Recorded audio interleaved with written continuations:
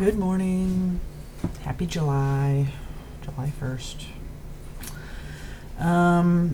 It's a balmy 60 something degrees here today and headed up to the 70s. Summer's arrived in the Pacific Northwest.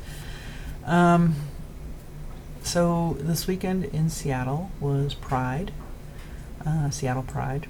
We went to the parade on Sunday. It was like 4 hours. 4-hour parade is a long parade, and we ended up walking against it so we could see it in half the time. My feet were going numb standing there, but it was a really good parade, and lots of people and stuff like that. And then last Friday we also ventured into Seattle and went to the Trans Parade, which is a smaller version for transgendered people. And they had lots of booths and a parade up in Cap Hill, and I found myself having a lot of anxiety going over there. I've never actually done any trans events with my partner. Mostly she's done things by herself, and she hasn't wanted, not that she hasn't wanted me around, but I think that she's been trying to figure out who she is. So this is kind of the first thing we've gone to publicly, and her company was there representing themselves, so she was doing something with that. And like I said, I found myself having some anxiety, and I was trying to figure out why I was having anxiety. And the thought that came to me was about belonging, which is actually what I'm going to talk about today. And so just to give you a little bit of my history, my dad was alcoholic, and I grew up as an adult child of alcoholic. And so I have all the codependent markers. Actually, not as many as I used to, but many. And I'm playing with my pen because I need something to fiddle with. So I've done a lot of work around that, and but I still have a lot of codependent stuff, and mostly my primary challenge right now is not to look outside myself for approval, which I've done my entire life, and I expect others to tell me my opinions and my feelings and who I am. And I get it logically that I'm not supposed to, but if I'm emotional, I slide back into that. Also, I have 2 daughters. My oldest just turned 27, and my youngest is going to be 21 in December. So I've been a mom for a long time, and I'm no longer really actively momming. My youngest lives at home part-time, but I'm not actively doing the mom thing anymore. And when I was really young, that's what I wanted to do, is I wanted to be a mom. So that was my career. I got to be the Girl Scout leader, co-leader. I got to be the Taekwondo mom. I got to be the volunteer for this, that, and the other thing. And a lot of that is finished now. And I'm kind of starting my own life. And then my partner came out a few years ago. I had a previous marriage where I was married 17 years, and my daughter's dad. I got remarried, and then my partner came out. So the reason I'm boring you with all these mundane details is because my whole life I've been defined, when I was very young, by my parents, and they told me that I was the oldest child, and I was the perfect daughter, and I had all sorts of expectations put on me about grades in college, and those things, marriage, kids, and all these things. And I put a lot of those on myself, and I let other people define me because I didn't know any different. And I wanted to be a mom, and so I was for a long time. And I'm still a mom, but actively parenting. And so fast forward up to last Friday when I was at the Pride event in Seattle, the Trans Pride event, I realized how much I do this. I mean, I knew it logically, but in relation to my partner, I have completely defined who she is. I completely support it, but I don't know who I am in that. And I can say, and I have said, that labels aren't important, and I know this intellectually, but it helps to know your community and know your, well, for me it helps, to know where I am. And I feel like I've lost a lot of the familiar ones. Mom, wife, because I'm not sure I'm a wife anymore. I mean, I'm a partner, but I'm not in a heterosexual coupledom anymore. When I go to the trans event, or when I went to the trans event, I felt so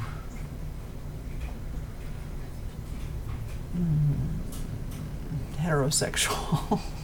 I want to say normal. I don't mean it that way. I'm not a flamboyant person. I'm not rainbows and tutu type person. I'm introverted and quiet and pretty much keep to myself about a lot of things. So I felt a little conflicted. I didn't know, I wasn't quite sure how I was feeling. Like I had a lot of anxiety about my role and my who I was, and which is weird because I've thought about a lot of this stuff, but I don't think I've been holding Clara's hand in public since she came out, and kissed her in public, and that's my thing. But being within the trans community and being out there, I feel like I told my daughter, I feel like a poser. I mean, who the hell am I? The LGBT community is an amazing community. And I was not born into that community. I was kind of thrust into that community.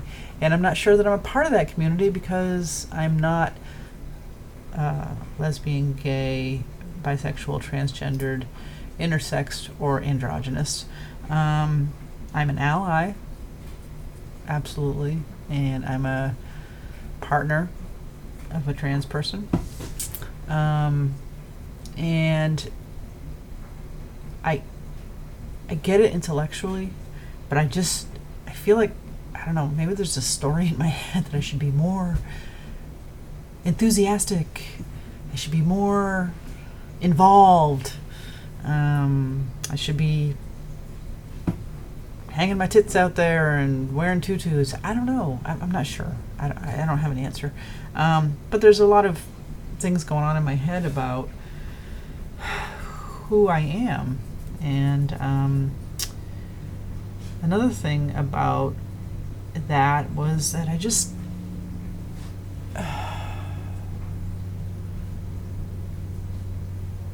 I get that's it primarily. I guess I just it doesn't feel like my community, not because I don't want it to be, but because I understand that some of these people have really struggled and have earned their membership. And I've been reminded a couple times, kind of harshly and not directly, but certainly online, that I don't belong. Now, I realize that everybody doesn't feel that way, and that's not entirely true, but I am one of those heteronormative women, cis women. And I'm a quiet person, so I went to the Pride Parade on yesterday. I don't even own any rainbow stuff. I mean, or not clothing. I'm kind of a gray and black and green kind of person. But I had my Will Persist T-shirt on and stuff like that, and I have my Trans Pride bracelet. But I don't feel like I belong, and I don't know how to make myself belong, and being introverted and somewhat shy, even at age 50 something, I don't know what to do. Like I'm a little terrified by, or maybe not terrified, intimidated by these communities that are not, that I don't feel like I belong to. I don't feel like I've earned membership. And, you know, my partner has said to me, well, you've earned it because you've stayed with me. You are with me. You support me. And I can hear that. I think what it is I don't know who I am as Marian. My entire life has been defined externally by other people or by other circumstances. And so here is yet another one. I don't know if you can hear my dryer going off. It has a ridiculous song. Anyway, here I am, you know, in my mid-50s. I don't know, is this what a midlife crisis is? I don't know. I've known myself as a wife and a mother and female, friend, daughter, and I feel like many of the things that I have identified with as an adult, I don't have anymore. And I'm not sure what to think about that. I'm not sure how I feel about that. It's like I have a bit of the earth shaking going on underneath me. I wrote some notes this morning, so I'm just looking at them. This story in my head of not belonging is really old, and I've always kind of done my own thing anyway. I've always been kind of independent, so I've created non-belonging in that I do alternative things than other people. And when I've tried to, what I consider belong to a group, family, friends, religions, communities, sometimes it comes back and bites me in the ass. So I don't. I like kind of doing my own thing. And I have a circle of friends and stuff like that, but I'm always been kind of having my own path. But I've still had like a community as being a wife and mom within that. And I don't even know if I feel like a wife anymore. I'm not sure what I feel like. So I've been having kind of this existential crisis of who is Marian? You know, as I went to Pride yesterday and saw all the young people and saw Clara, and then we went to Pride on Friday, Trans Pride on Friday, and I'm amazed and intimidated and in awe of the strength and love in these communities. And honestly, I just feel like I don't belong. I've never had their experience. I'm not even sure. I mean, Clara has reminded me that I don't know what she feels or don't know where she's coming from, and that's true. That's very true. I can empathize. People say, I don't know how you do it, and I'm like, so I live with her, and I don't know how I do it. I'm here, and I love her, and that's all I can stick with sometimes. And so, you know, I guess this is about belonging, and I know that I have to I have to decide where I belong, and I have to decide who I am, and I have to take responsibility around that. I can't any longer rely on everybody else's thoughts and opinions around that. But that's what I've always done. So it's hard to break away from that and look at it. I get it intellectually. I can feel that I don't get it in my heart because I still feel like I don't belong. And I mean, honestly, the community for LGBT is wonderful and big. You know, within that, there's all sorts of micro or smaller communities of however it is that you identify. My experience with partners of trans people is microscopic. The fact is, many trans people don't remain married. I think it's more often now, but I don't know many people. And so I don't know where I belong. Sorry. I don't know where I belong. Dropping things, fiddling. I don't know where I belong. I don't know where I belong.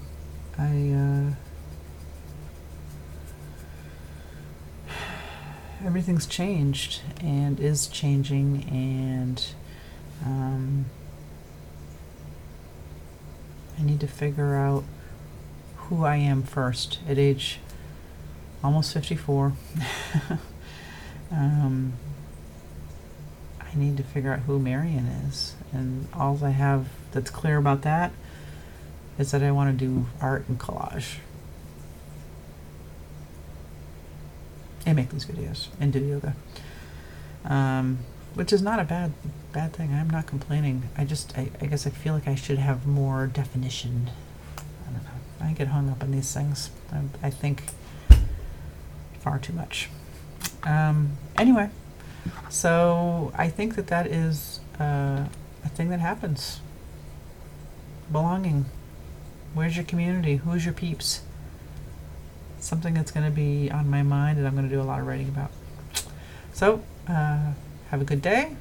Happy July 4th. And hopefully I'll tune in next week and have something else to ponder and monologue about. Have a good day. Bye.